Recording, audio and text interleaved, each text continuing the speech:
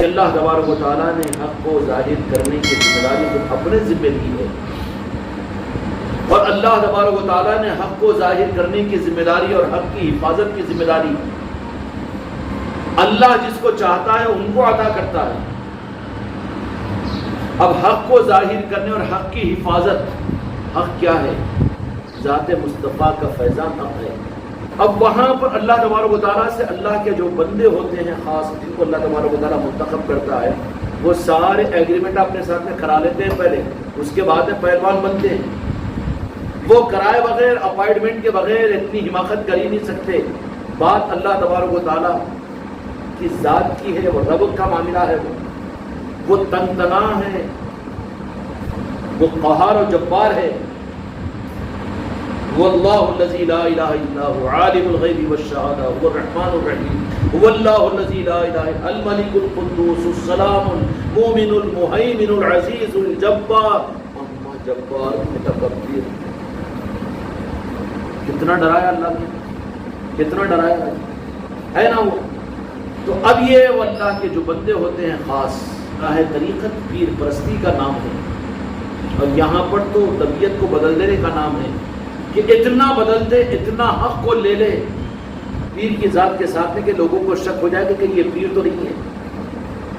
اور یہ چیز قلب سے قلب میں منتقل ہوتی ہے، یہ الفاظ سے دینے کی نہیں ہے، زبردستی کے تھوپنے کی نہیں ہے، مثل پنا دینے کی نہیں ہے، بلکہ یہ چیز ہوتی ہے کہ قلبی طور پر جب منتقل ہو جاتی ہے تو پھر لوگ شک میں پڑ جاتے ہیں۔ کیا ہو جاتا ہے؟ اولیاء کے نسو واقعات آپ کو مل جائیں گے کہ صفات انتقالی جب خلافت انتقالی جب ان کے اندر منتقل ہوئی تو پھر دوسرے ہی لمحے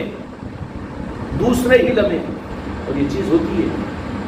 آج بھی سامر پاک کے پاس میں جب جبہ مبارک اور امامہ شریف جو سامر پاک کا رکھا ہوا ہے، سال میں ایک مرتبہ وہ جب پہنتے ہیں تو وہاں کے جو جانشین ہیں ان کے بھتیجے بھی ہمارے پاس میں حیدرآباد کے خانقاہ محمدی کو آئے تھے، اللہ تعالیٰ ان کو غور صحت میں برکت عطا فرمائے۔ وہ وہاں کے لوگ سجادہ نشین ہیں وہاں کے، تو جب وہ لباس اور وہ ٹوپی پہن لیتے ہیں تو پھر خود کی اولاد کو بھی نہیں پہچانتے۔ وہ چیز جب تک لباس اور ان کا وہ یہ رہتا ہے تو دیکھنے والے بھی محسوس کرتے ہیں کہ وہ نہیں ہے، شکل و شباب اور چہرہ بھی کچھ الگ ہو جاتا ہے۔ لیکن آج بھی ان بزرگوں کے صرف لباس اور ان کی دستار کی وجہ سے کہ دیکھنے والے محسوس کرتے ہیں کہ وہ ان کے وجود میں وہ نظر نہیں آتے، بلکہ ظاہری چہرہ اور شباب بھی ان کی فوٹوز لے کر رکھ دیتے ہیں۔ بعد میں وہ خود بھی دیکھتے ہیں، انکار تو نہیں کرتے لیکن ظاہر میں اقرار بھی کیسے کریں گے۔ چنانچہ حضرت باقی باللہ کے بارے میں بھی ہے کہ جب انہوں نے ایک مرید کے بھیجا تقاضے کے اوپر کہ آپ پیر صاحب بننا چاہتے ہیں، نقو بابا کچھ تو دوسری مانگ لینا رہتی زبردستی اس واسطے پیر پہ مسلط بھی نہیں، یہ کام ہونا تو ہونا، میرا حضرت میرا حق ہے، میں تمہاری اولاد ہوں، وہ ہونا کبھی ضد نہیں کرنا۔ بولے کہ اس کے علاوہ کچھ بول لے بیٹا، نہیں بولے کچھ بھی نہیں، خوش ہو کے بولے حضرت جو مانگا میں دوں گا تجھے۔ اب بولے لکی لیٹی اڑ گئی اپنی، اب کیا مانگتا مانگ بولے، تو کچھ تو ذرا اپنے لیول کا مانگنا تھا نا، اوقات سے زیادہ کا مانگنا بھی نہیں۔ حضرت مجھے آپ کے جیسا بنا دو، بولے میرے جیسا بنا دو۔ بولے کہ بیٹا تو برداشت نہیں کر سکیں گا، بول کچھ تو بھی کم نہیں، آپ وعدہ کرے۔ بولے 2-3 مرتبہ بھی پوچھے، کیا بولے کچھ تو بھی ذرا دیکھ، نہیں سنبھال سکیں گا، تو برداشت نہیں کر سکیں گا۔ تو حضرت باقی باللہ رحمۃ اللہ علیہ نے حجرے خاص میں بلایا، کہا کہ اب ضد کرا کیا کروں اللہ میاں، بنا دیا۔ تو سنبھالنے کے واسطے وہ اپنی خانقاہ کے حجرے کے باہر نکلے تو مریدین وغیرہ خانقاہ میں پورے بیٹھے ہوئے ہیں، تو دیکھنے والوں نے دیکھا کہ ظاہری چہرہ بھی، ظاہری گورا بھی، حتیٰ کہ نقل و حرکت بھی، سب کچھ بھی بالکل حجرے سے ہمیشہ جو حضرت باقی باللہ رحمۃ اللہ علیہ اکیلے نکلتے تھے، اب حجرے سے دونوں نکل گئے اور سب پریشان، انہوں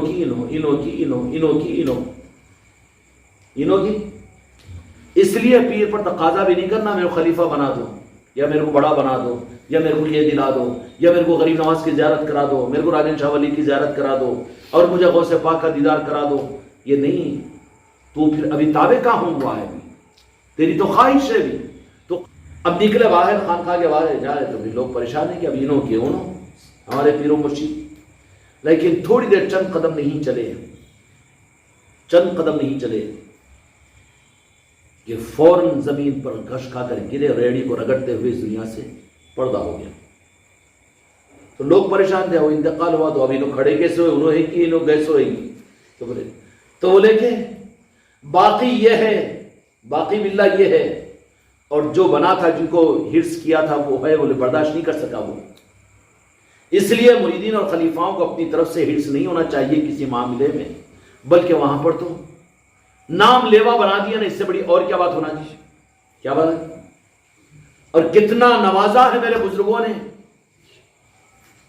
میرے بچوں، تکبر کے بغیر اگر بولوں تو بات آپ یقین کر لیں گے کہ شاید کہ 15ویں صدی میں سلطان ہند غریب نواز کی چوکھٹ سے نوازشوں کا یہ نظام جو خانقاہ محمدی والوں کے ساتھ میں ہو رہا ہے یا ہوا ہے، ہمارے علم کے مطابق تو کہیں اور نہیں ہوا.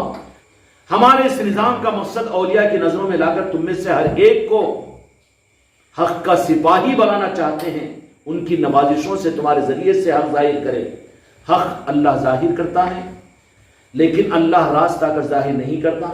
اولیاء اپنا اور اللہ کے ساتھ کے معاملات کو پورا کر لیتے ہیں کہ رب تو کس پر خوش ہے. انہیں تو بس میرے کو ایک بولو، میرے سوا کسی کو مت مانو. تو پھر اولیاء پوچھتے ہیں کہ کچھ اور بھی چاہت ہوں گی نا آپ کی؟ اچھا، چاہت بھی پوچھ رہا ہے میرے بندے، چاہت بھی. اور اللہ تبارک و تعالیٰ اپنا دوست بناتا ہے اس کی چاہت کو پورا کرنے والوں کو. کس کو اللہ دوست کس کو بناتا ہے؟ اس کی چاہت کو. اس کی عبادت تیری غرض کے واسطے ہے پاگل، تیری جنت تیری جہنم کے واسطے تو غرض خود. تو اللہ تبارک و تعالیٰ دوست کس کو بناتا ہے؟ جو اس کی چاہت پوچھے. اولیاء کون ہوتے ہیں؟ وہ ناز پروردہ بندے ہوتے ہیں اللہ تعالیٰ کے، کہ جو اللہ کی چاہت کو پوری کرتے ہیں. مسلمانوں کو اللہ اپنا دوست نہیں بناتا، ولی نہیں بناتا. ان کو تو اس میں رکھتا ہے جاؤ جنت لے لو، جہنم سے بچ جاؤ. پھر اولیاء اللہ اپنا دوست کس کو بناتا ہے؟ جو اس کی چاہت کو پوری کرتے ہیں. چاہت کو پوری کرتے ہیں. توحید اللہ کو ایک ماننا، اللہ کی عبادت کرنا، وہ بندوں کے لیے ہے، بندوں کی غرض ہے، بندوں کی چاہت ہے. اب یہ اللہ کے نیک بندوں کو اللہ تبارک و تعالیٰ اپنے قریب بلاتا ہے، بلا کر پھر ان کے دل میں یہ بات ڈالتا ہے کہ میرے بندو تم مجھے میری چاہت پوچھو.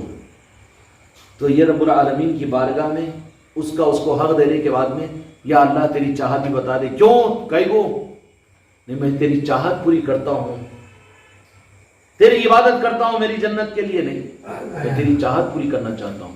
اولیاء کون ہوتے ہیں؟ اللہ کی چاہت پوری کرنے والے ہوتے ہیں، معمولی بندے نہیں ہوتے یہ اولیاء. وہ جب اللہ کی چاہت پوری کرتے ہیں تو پھر اللہ انہیں اپنا دوست بناتا ہے. اب چاہت کیا ہے؟ تو اللہ تبارک و تعالیٰ کی چاہت عبادت نہیں ہے، دین نہیں ہے، اعمال نہیں ہے، جنت کی فکر، جہنم کا خوف، یہ نہیں ہے اللہ کی چاہت. وہ تو اللہ ہے نا. پھر اللہ کی چاہت کیا ہے؟ پھر اللہ تبارک و تعالیٰ کہتا ہے کہ میری چاہت پھر بہت قلب میں دل کو بات ڈالتا ہے کہ میری چاہت یہ ہے کہ تم میرے محبوب سے ٹوٹ کر محبت کرو. یہ ہے میری چاہت. اللہ کی چاہت کیا ہے؟ اب انہیں رکوع، سجدے، نمازاں، عبادت، ذکر، وہ یہ سمجھ رہا ہے یہ اللہ چاہتا ہے. اللہ کی چاہت نہیں ہے یہ، اس کے لیے فرشتے بہت ہیں. اللہ کی چاہت، اپنے محبوب کی چاہت، کہ تم میری چاہت اگر پوری کرنی ہو تو پھر میں اپنے محبوب کو جتنا چاہتا ہوں میرے محبوب کی چاہت میں تم حصے دار اور ساجی بنو. جب اللہ تبارک و تعالیٰ اپنے نیک بندوں کو یہ اپنی چاہت بتا دیتا ہے تو پھر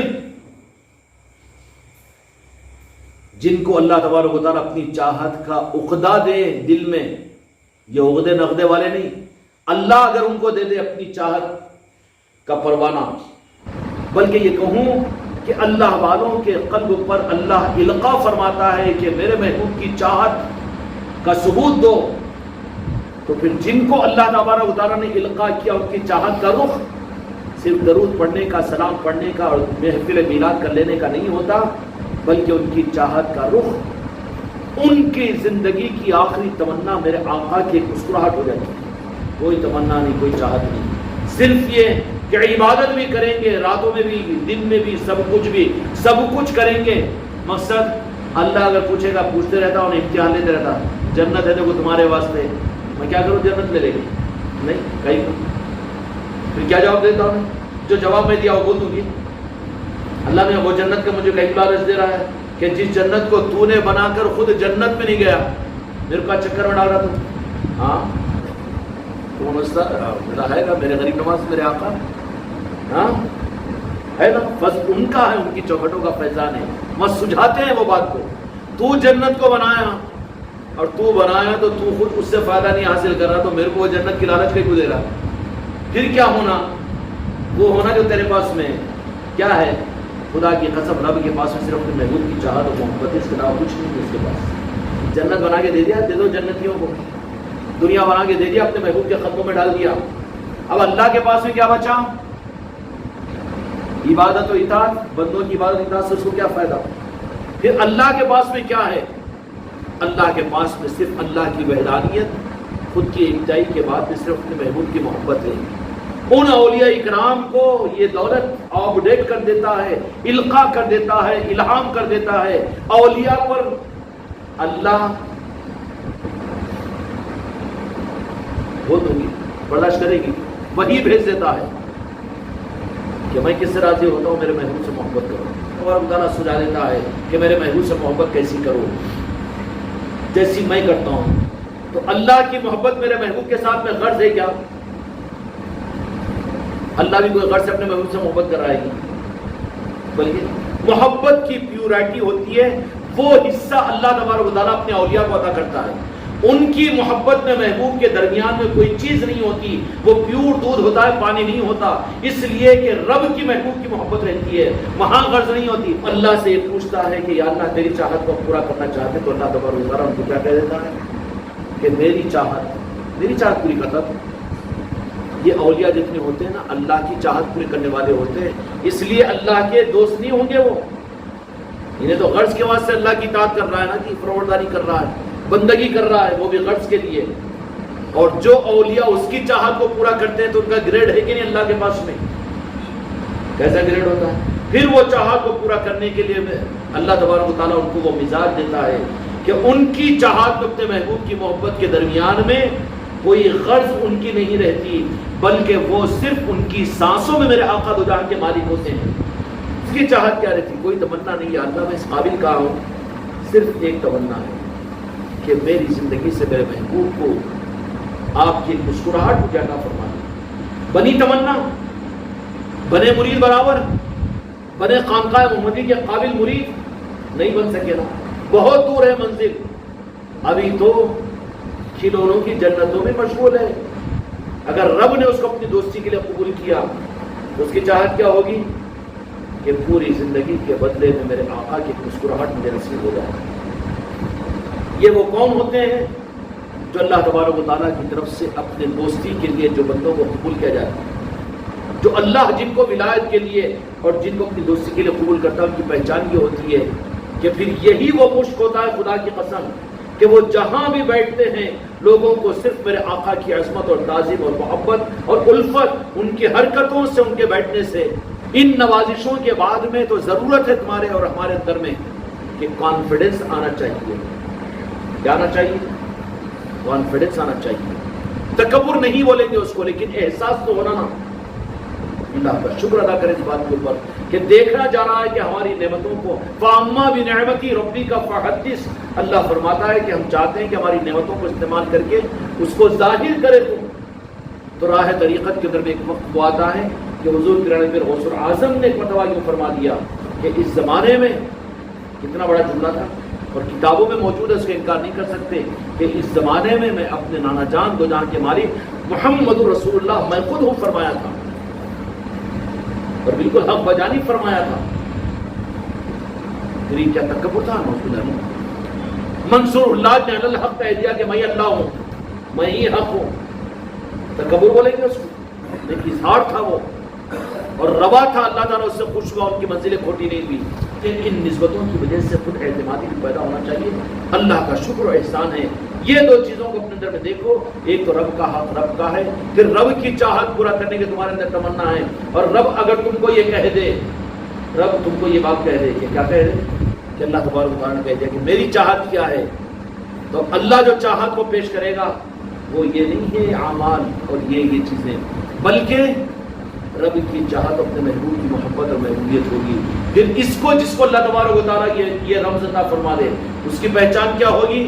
بلکہ اس کی آخری سانس کی تمنا یہ ہوگی کہ سانسوں میں یاد مصطفیٰ ہوگی. اٹھتے بیٹھتے صرف اسی دھن اور اسی فکر کے اندر میں وہ گم ہوگا. سمجھ میں آئی؟ جب یہ ہو گیا ہے تو پھر اس کو حق ہے کہ وہ اعتماد کرے اور خود کانفیڈنس اپنے اندر پیدا کرے، تو پھر وہ بارگاہ اولیاء کے اندر میں قبول ہوگا. وہ اس کے ذریعے سے پھر حق کو دنیا میں زندہ کیا جائے گا. سمجھ میں آ رہی؟ اللہ تعالیٰ حق کے ساتھ ہم سب کو آگے بڑھانے کی کوشش کرے. اللہ کوشش کرنا ہے، کوشش ہم کریں گے، اللہ مدد کرے گا، اولیاء مدد کریں گے. یا غوث العظم، یا غریب نواز، یا حجت الفاظ، ہو نگاہ کرم، ہو نگاہ کرم. اس لیے بیٹا چلتے پھرتے اٹھتے بیٹھتے اپنی سانسوں میں میرے آقا کو سنوارنے کی کوشش کروں. ہر زاویے سے تمہاری غور فکر اور سوچ صرف اور صرف گناہ کے مالک کی ہونی چاہیے. وہاں پہ لا الہ